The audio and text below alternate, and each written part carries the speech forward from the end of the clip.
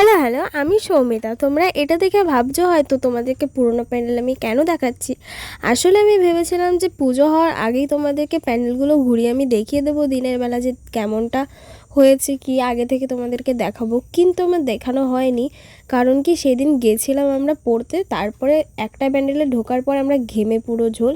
দেন বাড়ি চলে আসি, বাড়ি আসার পরে মা বলে একটু রান্না করে দে।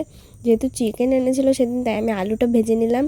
তারপরে মা বলল যে ধীরে ধীরে রান্না কর। তারপরে আজকে আমাদের বাড়ি অনেক দিন পরে সেই শিলনোড়ায় বাটায় রান্না হচ্ছে। দেন মাংস ম্যারিনেট করে দিলাম, মানে ম্যারিনেট করাই ছিল আগের থেকে। দেন তারপরে স্নান দান করে পুজো দিয়ে দিলাম। আর আজকে দেখো, এটা থেকেও চিনতে পারছো, এটা হচ্ছে ঘ্যাটকোল পাতা।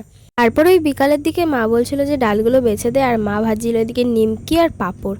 তারপরে এই দেখো, মেলার সময় এই অবস্থা ছিল আমার টেবিলের। তারপরে এনাকে খেতে দিয়ে বিকালে কিছু ফল খেলাম। তো এইটুকুই, তোমাদের ভালো লাগলে লাইক করে দিও। টাটা।